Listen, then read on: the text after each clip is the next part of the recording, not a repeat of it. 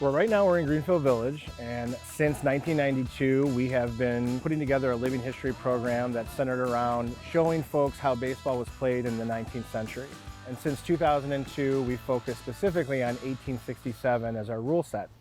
We have two teams here. Both teams are actual real teams from the 19th century. So we have the La-Di-Da's, which were originally a baseball club out of Waterford, Michigan. And the origin of the La-Di-Da's here at Greenfield Village actually goes back to our J.R. Jones General Store. When they were doing restoration on that, they actually found materials that referenced the La-Di-Da's, and that became our home club and has since been our main club. When we moved to the 1876 rules, we went to the Nationals, and the Nationals were based out of Parma, Michigan, and they were a team that played in that era in the 19th century, and so we adopted them as well as one of our home teams. Primarily down here during the summer, you're going to find the La-Di-Da's or Nationals playing some historic team, either each other or from another local museum, and usually by the rules of 1867. Today is actually a special day. We're just trying to show different eras to our visitors, and so we're doing the game rules from 1876, which is a little bit ahead of time from what we normally play.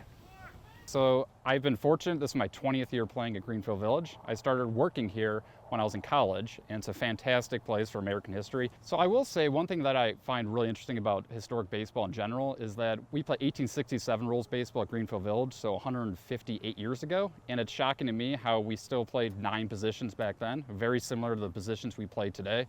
So the uniform is very interesting, obviously a little different than modern baseball. It also gets a little hot, I will say. So when you're playing baseball growing up, you could kind of unbutton your top button and you get a little airflow. In vintage baseball, you have a necktie on, you're kind of like, all right, here we go. Even the bat, it's a wooden bat. The ball is a little bigger than a modern baseball, a little smaller than a modern softball. It's remarkable to me how similar modern baseball is to historic baseball.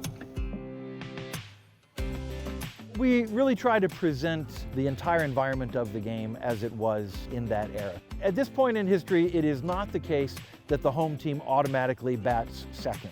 There is a coin toss between the two captains, and they will then decide who goes to the bat and who goes to the field. There's a lot of strategy that's involved in that, involving the equipment as it evolved over time and how firm the ball was and whether it would get softer over the game. If it did, in the early days, you might choose to hit first, to hit a harder ball. Later on, by 1876, you would have almost always chosen to bat second.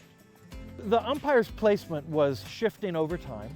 Every pitch is now called a ball or a strike. In 1867, that's not the case. So spectators at the game today might notice that the umpire is not yet behind the catcher, but they're a little bit more to the side and closer to behind the catcher than they normally are in 1867, because they have to get a better view of the pitch. So all of these things were evolving over time. We do our best to pay attention to that and get it right.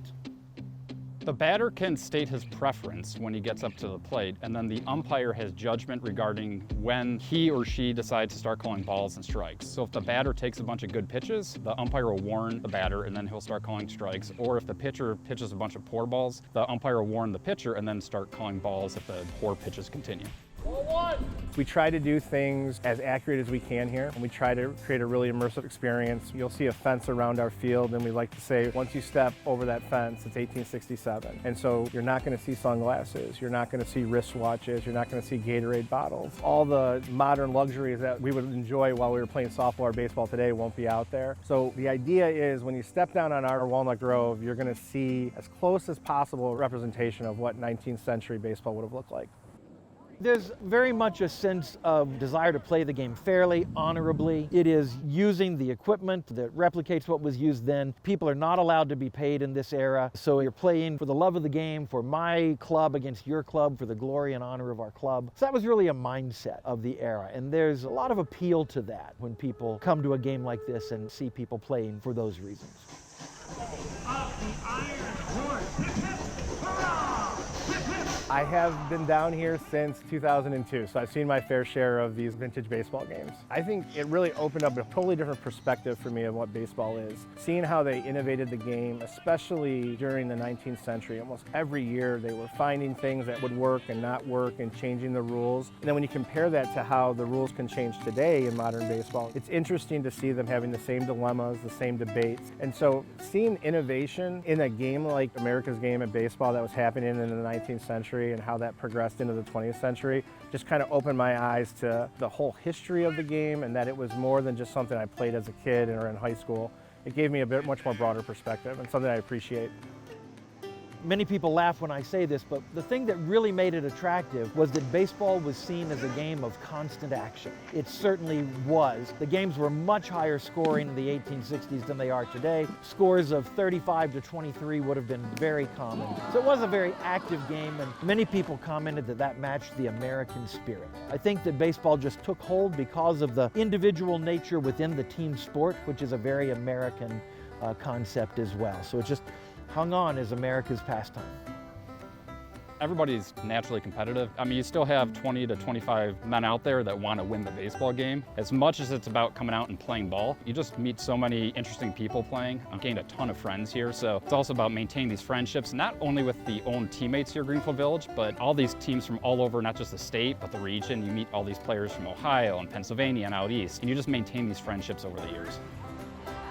I think when people come out to see a vintage baseball game, whether it's here at Walnut Grove, at Greenfield Village, or anywhere they go, they see people who love the game, who love the sport. They enjoy the competition in a context of honorable play. Many times people come and they see a play at the bases, and the players are expected to make their own calls. If you know you're out, you don't pretend you weren't. And it's only if there's a disagreement that you appeal to the umpire. And they see it's a close play, and they see the runner get up and leave the field, and they appreciate that. They appreciate the honor, the integrity that's inherent in the game. So you're going to see some great baseball played in a way that really brings credit to the people who play and shows a lot of joy.